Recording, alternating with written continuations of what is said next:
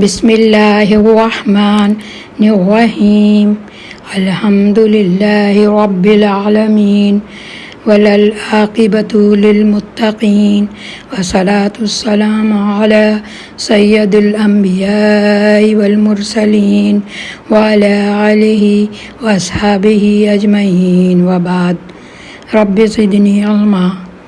السلام علیکم اللہ والوں، دل کی طرف متوجہ ہو جا۔ اللہ تعالیٰ کی رحمتوں کی بارش، اللہ کی قدرت کے کرشمے، جنت کی نعمتیں، ان کو سوچیے۔ یا اللہ، قرآن کریم کی ہدایت کو ہمارے دلوں کے لیے ربیع کی بارش بنا دے۔ اللہم اجعل قرآن العظیم ربیع قلبی۔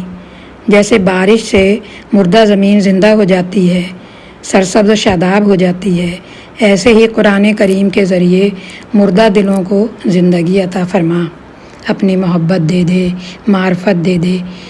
بارش برسا کر زمین میں پانی کے خزانے محفوظ فرما دیے۔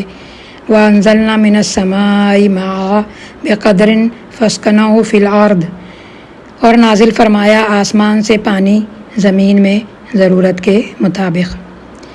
جہاں ضرورت پڑی کنواں کھودا، ٹیوب ویل لگایا اور ضرورت کا پانی نکال لیا۔ یہ سب بارش کا پانی ہے۔ پہاڑوں پر پانی کو برف کی شکل میں جما دیا۔ اگر تحفظ کا یہ قدرتی نظام نہ ہوتا، انسان کو خود حفاظتی انتظام کرنا پڑتا، مختلف برتنوں میں بھر کر رکھتے، کتنی تکلیف ہوتی۔ اتنے برتن کہاں سے لاتے؟ جمع کر بھی لیتے تو پانی رکھے رکھے خراب ہو جاتا۔ حفاظت کے لیے دوائیں ڈالنے کی ضرورت پڑتی، جن سے ذائقہ بھی بدل جاتا اور صحت کے لیے بھی نقصان دہ ہوتا۔ انسان کو پانی کا خزانہ جمع کرنے کی مصیبت میں ڈالنے کے بجائے اللہ تعالیٰ نے زمین کے اندر ڈیپ فریزر لگا دیا۔ خراب ہونے کا خطرہ ہی نہیں، جب چاہیں جتنا چاہیں اس سرکاری خزانے سے پانی حاصل کر لیں، میٹھا اور صاف پانی۔ میرے مالک، تیری رحمت، تیرا شکر۔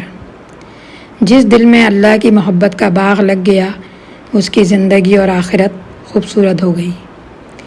دل کی اصلاح کے لیے حدیث کی یہ دعا کیا کریں۔ اللہم اجعل وسواس قلبی خشیتی کا و ذکری کا واجعل ہمتی و ہوا فیما تحب و ترضی۔ یا اللہ، میرے دل کے وسوسے ختم کر کے اپنا خوف، میرے خیالات میں اپنا خوف اور اپنا ذکر ڈال دے۔ خیالات آئیں تو صرف تیرے خوف اور تیری یاد کے، بس ایک ہی فکر مجھ پر سوار کر دے کہ میرے اعمال وہ ہوں جن سے تو راضی ہو جائے۔ دل کے حوالے سے سورہ ہجر کی آیات 97، 98 اور 99۔ وَلَقَدْ نَعْلَمُ أَنَّكَ يَضِيقُ صَدْرُكَ بِمَا يَقُولُونَ فَسَبِّحْ بِحَمْدِ رَبِّكَ وَكُن مِّنَ السَّاجِدِينَ۔ وَاعْبُدْ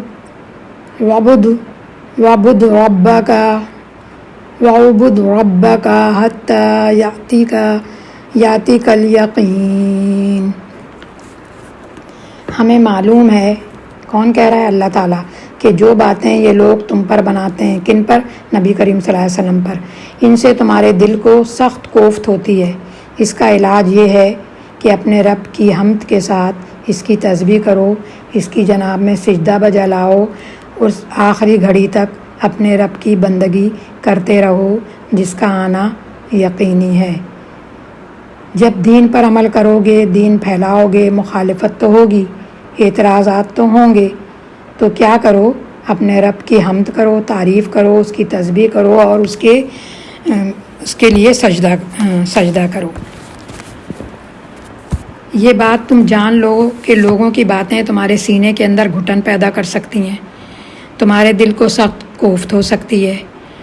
اگر تم ایسا نہیں چاہتے تو اس کا علاج کیا ہے؟ گھٹن سے نکلنا چاہتے ہو تو اس کا علاج کیا ہے؟ اللہ کی تعریف بیان کرتے رہو، سجدہ کرنے والوں میں شامل رہو، اللہ کی عبادت پورے یقین کے ساتھ کرو زندگی کے ختم ہونے تک۔ اس آیت میں سینے کی گھٹن سے محفوظ رہنے کے لیے 3 شرائط بتائی گئیں۔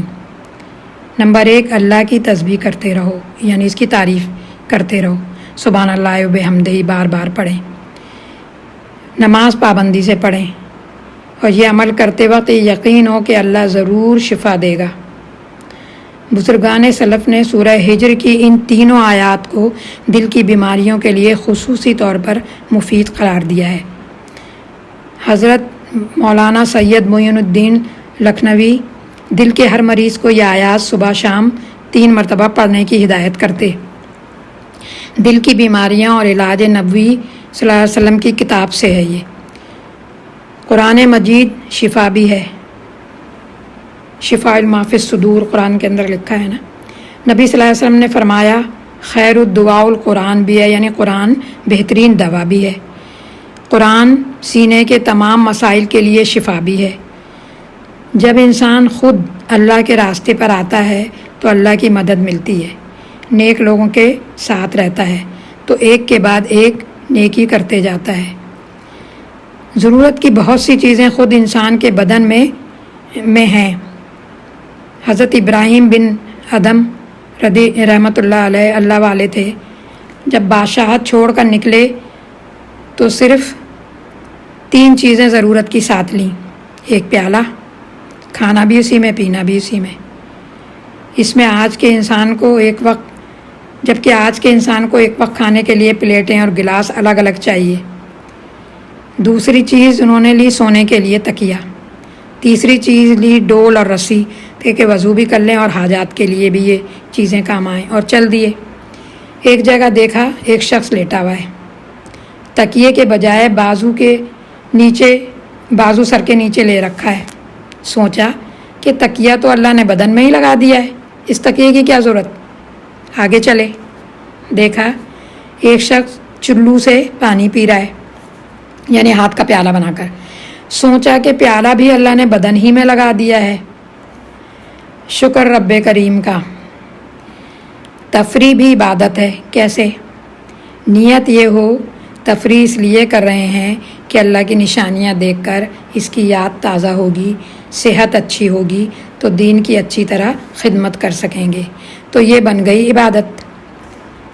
قدرت کے نظارے دیکھ کر کہیں سبحان اللہ، قدرت کے نظارے دیکھ کر کہیں سبحان اللہ کہہ رہے ہیں، کہیں پہاڑوں کی بلندی دیکھ کر اللہ اکبر کہہ رہے ہیں، تازہ ہوا میں الحمدللہ کہہ رہے ہیں۔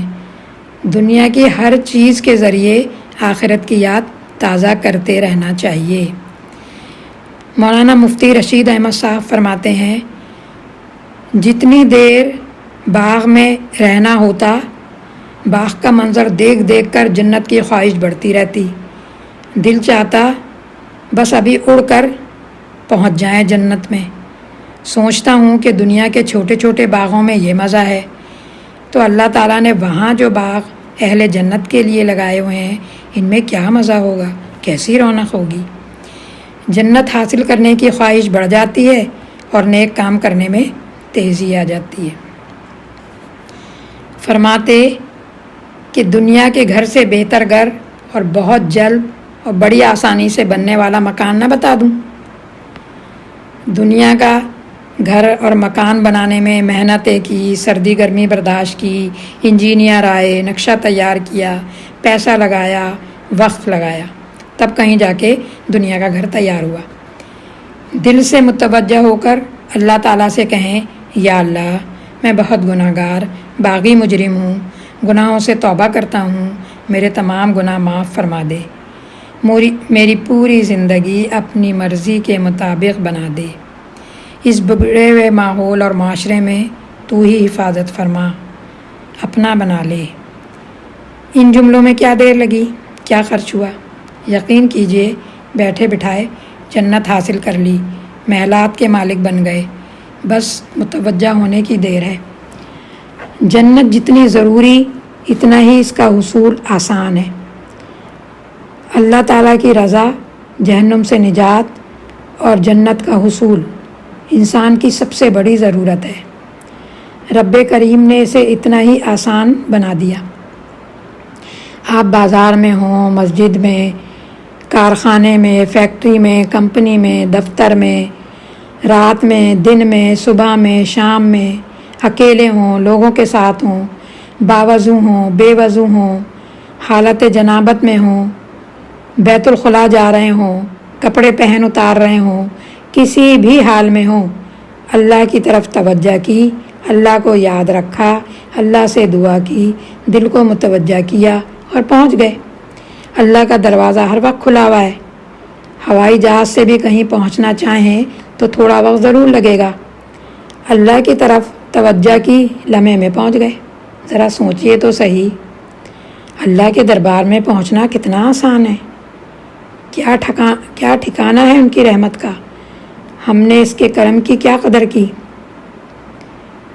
اللہ نے اپنی رحمت کا دروازہ کھول رکھا ہے، مگر ہم لاپرواہ بندے پھر بھی نہ پہنچے۔ ملک کا وزیر اعظم کسی عام انسان سے کہہ دے میرا دروازہ کھلا ہے، جب چاہو جس حال میں چاہو آ سکتے ہو، عام انسان پھر بھی نخرے کرے۔